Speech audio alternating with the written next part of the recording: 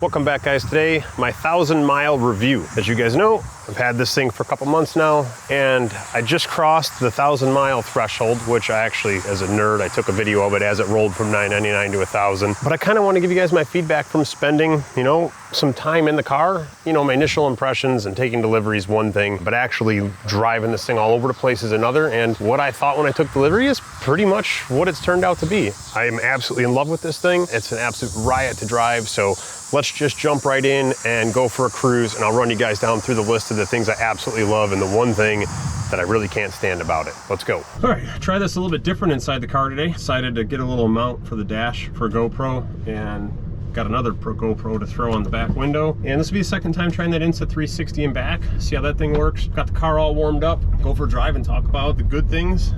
Like the one bad thing about this car. Number one, Instrada. I am so surprised how smooth this car drives. Given it's a Lamborghini, it's a sports car, like you just don't expect it to go over bumps, go over everything so friggin' nicely. And then just a couple flips of a button and you're into Corsa mode and it drives like a brick, handles phenomenally. So yeah, super surprised how smooth it will drive in Strada mode. One thing I have found to be pretty interesting is the rear wheel steering. At low speeds, going around turns, it really does help you make kind of a tighter turn, so to speak.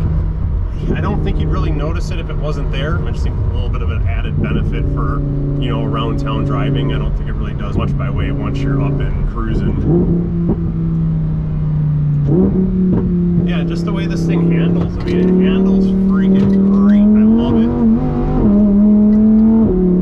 I'm going to give a comparison. I've had a few cars over the years. I had a Gen 2 R8 V10 Plus at a 2018. Had a 992 GT3. I've had a 991.1 3RS.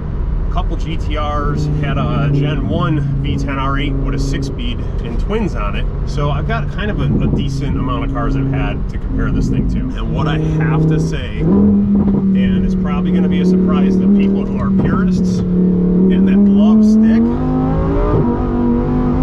but I'm going to tell you, this thing, hands down, the most fun car to drive I've owned. I'd probably say if it was track only, probably the GT3 RS.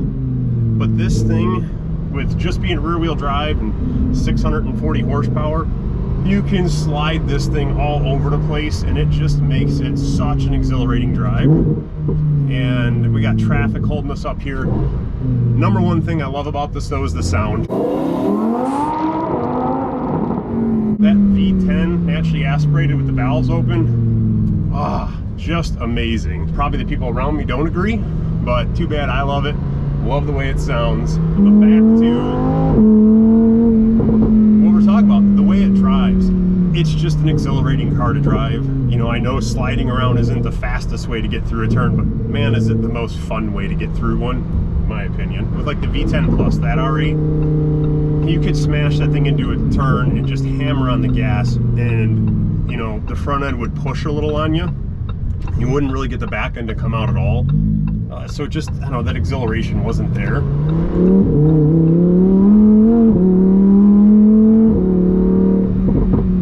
So yeah, to me, this is the most fun to drive out of all of them.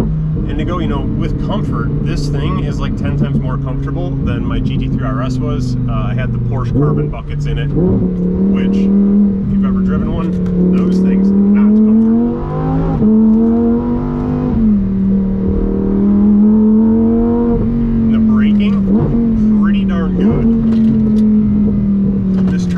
Is just phenomenal. I love how fast it shifts,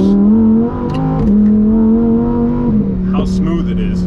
Just great transmission. I understand, same transmission that was in the R8, but I feel like the tuning and the transmission control unit's got to be just a little bit different on this. I feel like it shifts a little bit more crisp. Even feels a little more crisp than the PDK that was in my 991. When I had that car, I thought that was the best transmission ever. And then driving this, I gotta say, I think this takes the cake. All right, let's calm down a little bit, put it back in Strada, quiet it up, back in automatic mode, and just like that, it's back to like driving a regular car every day. Another thing, love about this thing, and I guess this should go without saying, the fit and finish inside of this thing is just freaking phenomenal.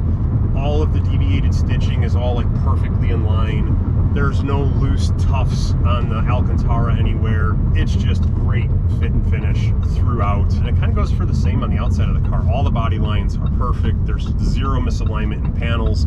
And again, that should be without saying at this price point of car, but sometimes you see it on some other ones and it's just not there. So we've taken a couple small road trips with this thing. I think we did one day, we went on like a 210-mile cruise and felt perfectly fine getting out of the car after that cruise, even with these being, you know, carbon sport seats. Super freaking comfortable. One other thing I will say, and I don't know if this is a pro or a con, I guess it would really depend on your personality. This thing garners so much more attention than any of the other cars I've owned. The only one, and actually that would be close to it, was the GTRs. But those, attention from totally different people. Kids loved the GTRs for some reason. Like, they'd be on their pedal bikes, chase you down just to check out the car. With this, it garners attention from an older demographic of people.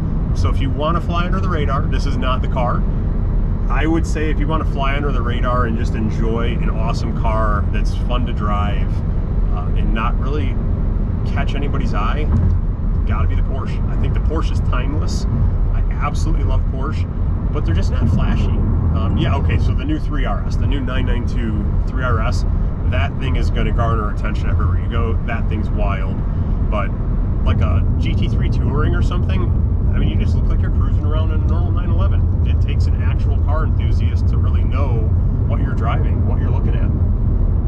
That's not trying to discredit Porsche at all, by the way. Again, huge Porsche fanboy. I would take a new 3RS allocation in an instant if I could get one at a reasonable ADM. But the last one I was offered was like 200K over, and there's no way I could spend almost $600,000 on a 3RS. I can't spend $600,000 on a car anyways. I just couldn't. Even if I could, I couldn't mentally get to almost 600 on a 3RS. Speaking of that, and off topic, got a buddy that is now working at Chicago Motor Cars, and he has been on me. They've got a Nardo Gray 2021 765 LT that looks absolutely amazing. The spec is perfect. Carbon everything everywhere. It's just phenomenal. Two-owner car, I think. Clean title, everything, but I'm going $469 for it. Again, that's just more than I want to spend on a car right now. And I'm absolutely loving this car. Like, if I didn't love this, I would probably trade this in for the 765 and I would just find a way to make it work financially. But being that I love this car, I don't want to get rid of it yet. I actually want to spend some time enjoying this thing. I really want to take this thing out for a track day, which I'm hoping to do before the season kind of runs out of time here, although being early September, we're quickly running out of time. I think it's going to be a riot around the track. Already looked into insurance for it. We got a couple tracks locally we could go to. We could go to Gingerman up in Michigan, or we could go to Joliet Autobahn right over in Illinois. So one of those two. Want to get a track day in on this thing. And actually, a buddy of mine just bought a new Z06, and we're talking about going to the drag strip. We tried to go a couple weeks ago. There was an accident, so they were only running 8th mile because they had to fix the wall on the big end. And I guess with these cars, running 8th mile really doesn't make sense. And him and I both come from a drag racing background with very fast cars, so it's already going to be kind of boring drag racing these, but it'll be really fun to see how this performs next to the new Z06. My real only gripe, I guess I've kind of covered the pros that I can think of, the things I love, the style, the sound, the V10, the driving experience, the comfort, the fit, finish, everything. Absolutely love it. There's just one petty thing I don't like, and you guys have already heard me gripe about it before if you've watched any of my videos. That is the freaking stereo, and this thing is absolutely atrocious. And I guess, how many people are really going to be worried about the stereo in a Lamborghini? I mean, you should be listening to the V10 scream, but like when you're cruising down the highway or something, and you don't want to just listen to the exhaust drone on and on. I mean, you want to jam out to some good tunes, and this is not the stereo for that. Even with it being the upgraded Sensonum, it's absolutely awful. I would probably recommend any of you, if you're ordering a Lamborghini, I'd probably just get the regular stereo, even if you love music, and have a really good audio shop hook you up with an aftermarket setup. That's probably the way to go. If I could fly back in time to last April, it's the one option I wouldn't have gotten. And then I would have got the carbon doors like I told you guys. And I say that now, but I'm really loving the way that the Alcantara doors look in here. I almost feel, now I've driven this for 1,000 miles, that the carbon doors would almost be too much carbon given the other little bits of carbon that are in here. So there's not like any big huge panels of carbon. Like the vents have got carbon and I got some little bits and pieces of carbon all over, but the doors would just be like this big slab of carbon sandwiched between a bunch of Alcantara. So I don't know, torn. Maybe I'm just becoming biased to liking the Alcantara because that's what I have. So that's the only option I think I messed up with on this car. So you guys tell me. You've already been for a couple drives in this thing with me. You've seen me shoot video of the outside. What do you guys like about these cars? If you've driven one, let me know what you really liked about the driving experience or what you really didn't like about the driving experience. What's your guys' thought on this being the last naturally aspirated V10? Like, I feel like it's the end of an era, which I guess it really is. The V12s, naturally aspirated, already gone. They're hybrid for the Revuelto, which I'm probably pronouncing wrong, but oh well. I'm kind of sad inside to see the NAV10 go. I understand that the hybrids offer a ton of performance. I hope they still have the soul that the V10s do. And that was kind of like with Porsche, you know, starting to axe away from the manuals. You know, the GT3 being, you know, the last real performance, naturally aspirated 3-pedal car. I think we get 15 years down the road, some of these, maybe not this as a, you know, a piece that's going to create value over time. You know, these are a little bit more mass produced. But I think if you have a GT3 with 3 pedals, 10-15 years from now, it's probably going to be worth definitely more than you paid for it. My guess. I could be completely wrong, but look at the manual Murcielagos. Those things are stupid, absolutely stupid. And again, far fewer of those produced than the GT3s. You know, so there's your naturally aspirated V12 gated car. Those things are going through the roof in value. Unbelievable, unbelievable. And I know I've completely kind of segued from where this video was supposed to go. I've kind of already recapped with you guys what I love about it, what I don't love about it, and just thinking about some of the things, you know, related. All right, here's another thing that is just awesome and fun to do with rear-wheel drive cars that some all-wheel drive can, which I guess the Audi did, but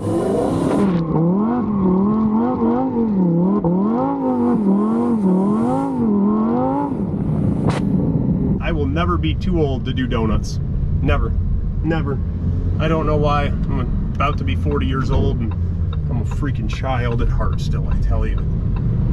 There's just something about doing donuts. Now the difference with a donut in this compared to like the Audi was you were not rolling out like a burnout out of your donut going straight. You had to fight it a little bit to get it into a donut, and then as soon as you straightened out, that thing kind of just hooked up and went. Sorry guys, we just lost GoPro number 2. It's telling me it's too hot.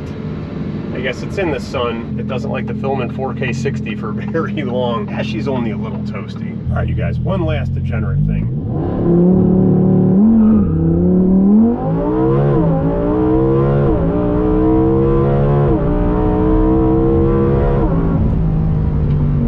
The launch control's pretty decent. It really kind of bogs a bit.